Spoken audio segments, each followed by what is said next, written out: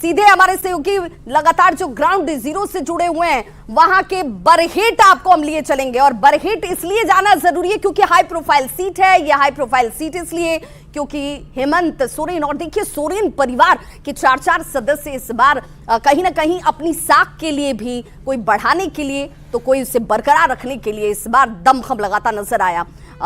कल्पना सोरेन के लिए तो ये एक पहली बार ही कह लीजिए कि एक तरीके का विधानसभा चुनाव जो है वो सामने नजर आता है।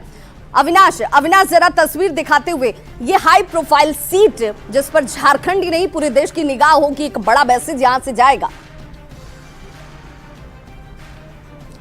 नहीं, ये हाई प्रोफाइल सीट है और हम आपको तस्वीर से फिर से एक बार आपको दिखा भी दें कि जो कतार है, मैंने पहले भी कहा कि मुझे लगता है कि बरहेट की इस तस्वीर से जो अलग अलग 38 जो अगर हम विधानसभा क्षेत्रों की बात करें उसमें से 37 की बात करें तो उन्हें ये सीखना भी चाहिए, देखना भी चाहिए कि किस तरह से भीड़ सुबह के वक्त यहाँ नजर आ रही है और उनको भी घर से निकलकर मतदान करना चाहिए।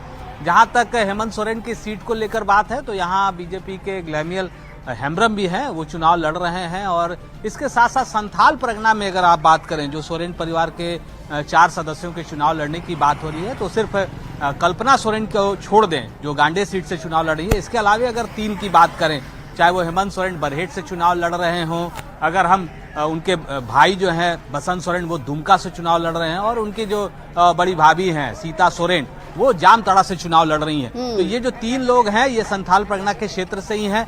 बरहेट तब से चर्चा में आ गया था जब हेमंत सोरेन यहाँ से चुनाव लड़े थे और यहाँ से चुनाव जीते भी।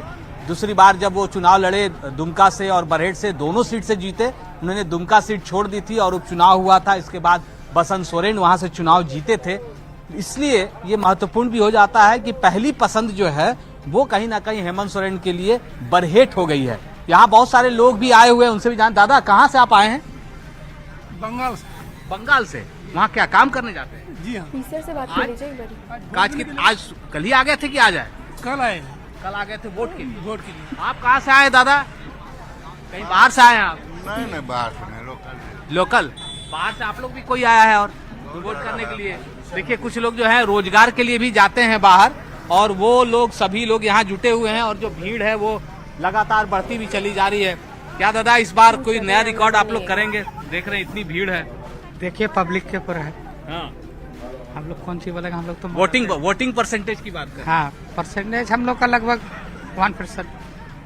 वोटिंग परसेंटेज कह रहे हैं कि हमेशा बढ़ता है। क्या दादा, कितने बजे आए थे? हम लोग 5:30 बजे आ गए हैं। कोई काम नहीं किए? नाश्ता पानी? नहीं, वोट दे करके ही खाना पीना होगा। नाश्ता पानी दादा?